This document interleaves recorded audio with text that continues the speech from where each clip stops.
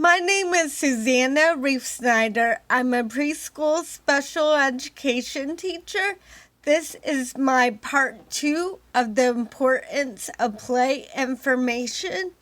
This slideshow talks about how play builds school readiness. Part 1 talked about building the foundation of school readiness.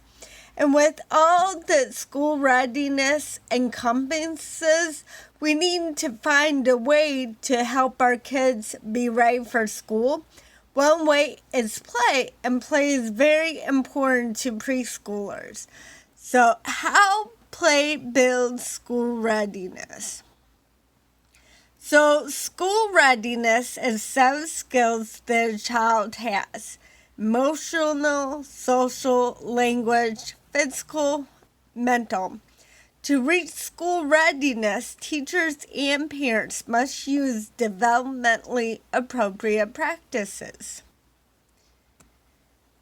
A developmentally appropriate practice, also known as DAP, centers around child development and learning, individually appropriateness, and cultural appropriateness.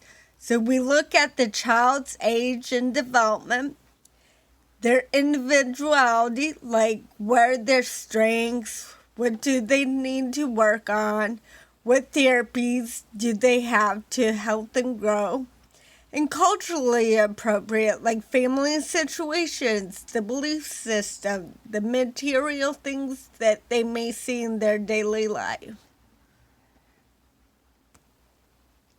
So where are our kids developmentally?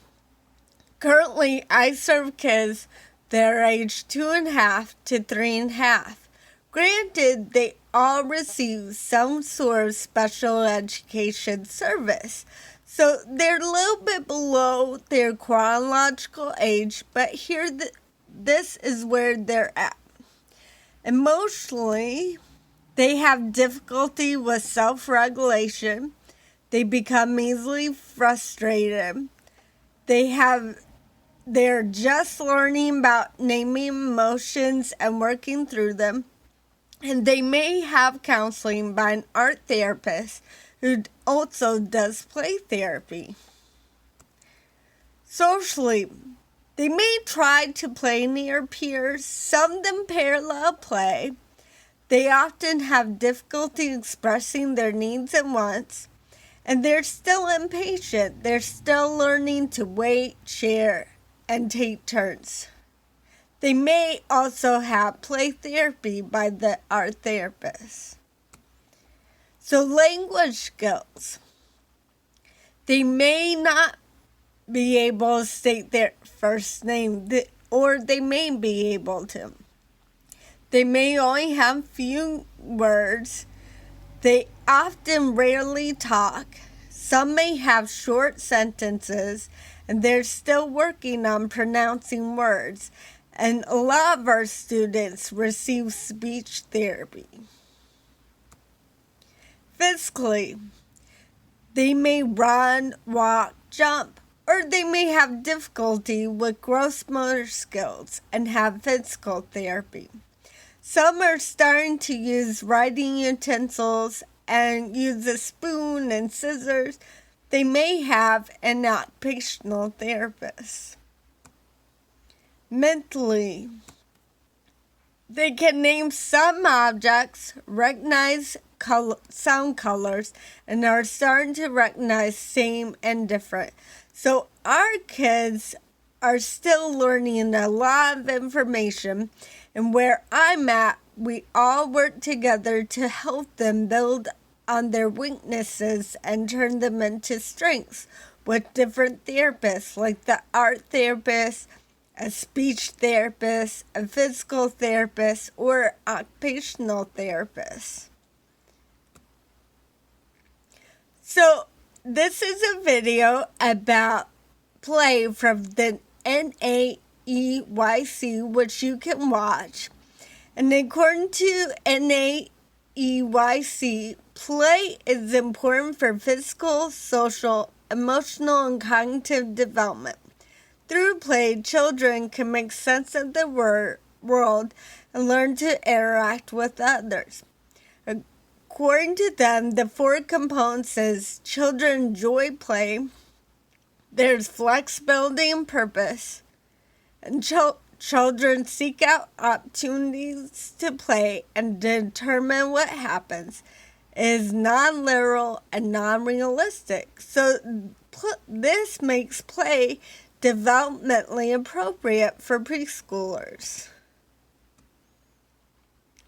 So the components of play, according to White, are pleasurable, self-chosen, engaging, intrinsically motivating, and creative use of objects.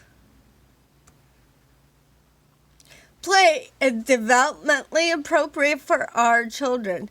For our younger preschoolers aged 2 to 3, they're just learning how parallel play, that means playing near each other. They often have difficulty using objects symbolically, and they're just beginning to explore toys. Our older preschoolers are more familiar with toys and playing, so they can pretend play. They like to recreate familiar scenarios like a firefighter or family or building something. They use language to communicate, I want that, let's do this. They use props to play like, oh, here's a fireman hat and I'm going to play a firefighter. So now I'm going to talk about the different benefits of play and how they help every aspect of a child. So physically, the benefits of play is that it helps gross and fine motor skills, the lung and health capacity, balance, agility, flexibility, and endurance. So some activities that you can do is floor is lava, obstacle course, chase games, use Play-Doh, art activities, string beans, and toss socks into a basket. And mostly, it helps them express and understand emotion, helps them regulate, and helps them understand loss and error. Some activities you can do is playing in the mirror, dramatic play, play memory, tic-tac-toe. Socially, it helps kids interact with others, share, take turns, and problem solve. Socially, you could do activities like pretend play, construction, play a game such as memory, build with cardboard boxes and make a fort. Language. It benefits nonverbal and verbal communication, and it helps kids understand and speak words.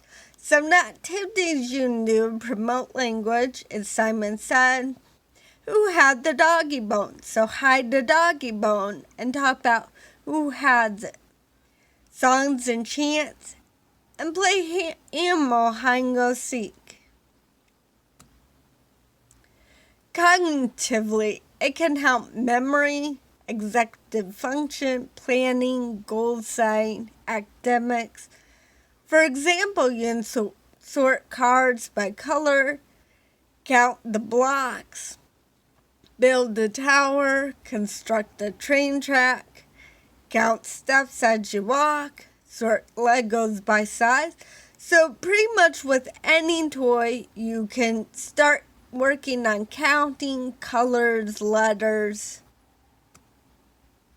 So that's the end of PowerPoint. The next one's going to be facilitating play at home. Thank you for watching.